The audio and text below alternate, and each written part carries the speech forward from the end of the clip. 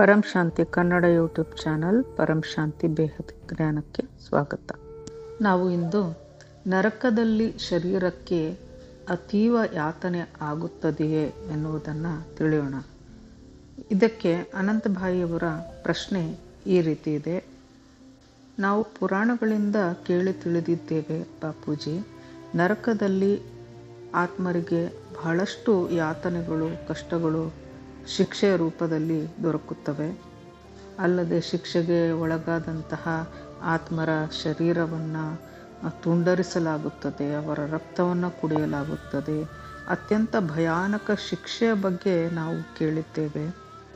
ಅಂದರೆ ನರಕದಲ್ಲಿ ಶರೀರಕ್ಕೆ ಯಾತನೆಗಳು, ಕಷ್ಟಗಳು ಸಿಗುತ್ತಿದ್ದವು ಅಥವಾ ಸೂಕ್ಷ್ಮ ಶರೀರಕ್ಕೆ ಶಿಕ್ಷೆಯು ಆಗುತ್ತಿತ್ತೆ. ಇದನ್ನು ತಿಳಿದುಕೊಳ್ಳುವುದು ಬಹಳ ಮುಖ್ಯವಾಗಿದೆ. ಏಕೆಂದರೆ ಇಲ್ಲಿ ವ್ಯಕ್ತಿಯು ತೀರಿಕೊಂಡಾಗ ಅವನ ಶರೀರ ಇಲ್ಲಿಯೇ ಉಳಿದುಕೊಳ್ಳುತ್ತದೆ. ಅಂದ ಮೇಲೆ ಶರೀರಕ್ಕೆ ಶಿಕ್ಷೆಯಾಗಲು ಹೇಗೆ ಸಾಧ್ಯ? ಈ ಪ್ರಶ್ನೆಗೆ ಬಾಪೂಜಿಯವರ ಉತ್ತರ ಈ ರೀತಿ ಇದೆ. ಪರಂ ಶಾಂತಿ, ನರಕಗಳ ಬಗ್ಗೆ ಏನು ಹೇಳಲಾಗಿದೆಯಲ್ಲ, ಅವು ಒಟ್ಟು 55 ಕೋಟಿ ನರಕಗಳಾಗಿದ್ದವು. 55 ಕೋಟಿ ನರಕಗಳಲ್ಲಿ ಕೆಲವು ಸಾಕಾರಿ ನರಕಗಳಾಗಿದ್ದವು, ಇನ್ನು ಕೆಲವು ಆಕಾರಿ ಲೋಕಗಳಾಗಿದ್ದವು. ಸಾಕಾರಿ ನರಕಗಳು ನಮ್ಮ ಭೂಮಿಯಿಂದ ಕೆಳಗೆ ಇರುವಂತಹ 7 ನರಕ ಲೋಕ, ಅಂದರೆ ಅತಳ, ವಿತಳ, ಸುತಳ, ಈ ರೀತಿ 7 ನರಕಗಳೇನಿವೆಯೋ ಅವುಗಳ ಕೆಳಗೆ 55 ಕೋಟಿ ನರಕಗಳಿದ್ದವು. ಅವುಗಳಲ್ಲಿ ಸಾಕಾರಿ ನರಕ ಲೋಕಗಳು ಹಾಗೂ ಆಕಾರಿ ನರಕ ಲೋಕಗಳು ಸಹ ಇದ್ದವು. ಆಕಾರಿ ಎಂದರೆ ಸೂಕ್ಷ್ಮ ನರಕಗಳು. ಸೂಕ್ಷ್ಮ ನರಕಗಳಲ್ಲಿ 3 ತತ್ವದಲ್ಲಿ ಶರೀರವನ್ನು ಧಾರಣೆ ಮಾಡಿಸಿ ಆತ್ಮಗಳಿಗೆ ಕಷ್ಟಗಳನ್ನು, ಯಾತನೆಗಳನ್ನು ಕೊಡಲಾಗುತ್ತಿತ್ತು. ಇನ್ನು ಸ್ಥೂಲ ನರಕಗಳಲ್ಲಿ ಸ್ಥೂಲ ಶರೀರ ಧಾರಣೆ ಮಾಡಿಸಿ ನಂತರ ಶಿಕ್ಷೆಯನ್ನು ಕೊಡಲಾಗುತ್ತಿತ್ತು. ಹೀಗೆ 55 ಕೋಟಿ ನರಕಗಳಿದ್ದವು. ಇವುಗಳು ಬ್ರಹ್ಮಾಂಡದ ಕೆಳಗಡೆ, ಅಂದರೆ ಪಾತಾಳ ಲೋಕದ ಕೆಳಗಡೆ ಈ 55 ಕೋಟಿ ನರಕಗಳಿದ್ದವು. ಇವೆಲ್ಲವೂ ಬ್ರಹ್ಮನ ಮೊದಲನೆಯ ಪರಾರ್ಧದಲ್ಲಿದ್ದವು.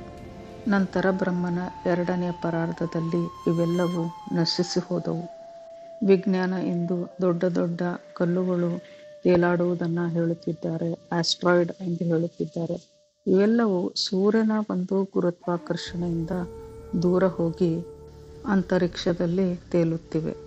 ಈ ಸ್ಥೂಲ ನರಕಗಳಲ್ಲಿ ಈ ನಮ್ಮ ಪೃಥ್ವಿಯಲ್ಲಿರುವಂತಹ ಪಂಚತತ್ವಗಳೇನಿವೆಯೋ ಅದಕ್ಕಿಂತಲೂ ಬಹಳ ಜಡತ್ವವನ್ನು ಹೊಂದಿರುವಂತಹ ಪಂಚತತ್ವಗಳು ಆ ಲೋಕದಲ್ಲಿದ್ದವು.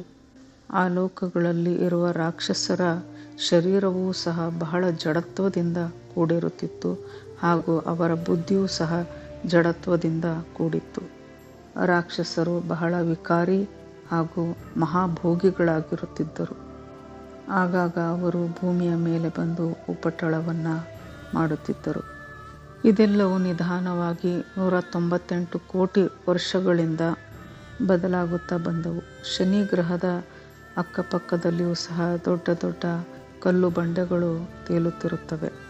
ಎಲ್ಲೆಲ್ಲಿ ಇಂತಹ ತೇಲುವ ಕಲ್ಲು ಬಂಡೆಗಳು ಕಾಣುತ್ತವೆಯೋ ಅವೆಲ್ಲ 55 ಕೋಟಿ ನರಕಗಳೇ ಆಗಿದ್ದವು.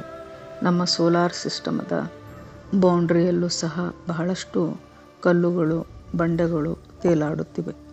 ಇವೆಲ್ಲವೂ ಆ 55 ಕೋಟಿ ನರಕಗಳೇ ಆಗಿದ್ದವು. ಇಲ್ಲಿ ಆತ್ಮರಿಗೆ ಅವರ ಕರ್ಮಗಳ ಅನುಸಾರ ಶರೀರ ಧಾರಣೆಯನ್ನು ಮಾಡಿಸಿ ಶಿಕ್ಷೆಯನ್ನು ಕೊಡಲಾಗುತ್ತಿತ್ತು. ಪಾಪಿ ಆತ್ಮರಿಗೆ ಇಲ್ಲಿ ಭಯಾನಕ ಶರೀರದ ಯಾತನೆಯನ್ನು ಕೊಡಲಾಗುತ್ತಿತ್ತು. ಪರಂ ಶಾಂತಿ, ಬೇಹದ್ ಕಿ ಪರಂ ಶಾಂತಿ.